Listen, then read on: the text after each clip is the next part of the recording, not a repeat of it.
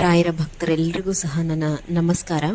ಇಂದಿನ ವಿಡಿಯೋನಲ್ಲಿ ಧನುರ್ಮಾಸದಲ್ಲಿ ಮಾತ್ರ ಮಾಡುವಂತಹ ರಾಯರಿಗೆ ಸಂಬಂಧಪಟ್ಟಂತಹ ವಿಶೇಷವಾದ 9 ದಿನದ ಒಂದು ಅನುಷ್ಠಾನ ಅಥವಾ ವ್ರತ ಏನು ಬೇಕಾದರೂ ಕರಿಬೋದು, ಅದರ ಬಗ್ಗೆ ನಿಮಗೆ ಮಾಹಿತಿಯನ್ನು ಕೊಡ್ತಾ ಇದ್ದೀನಿ.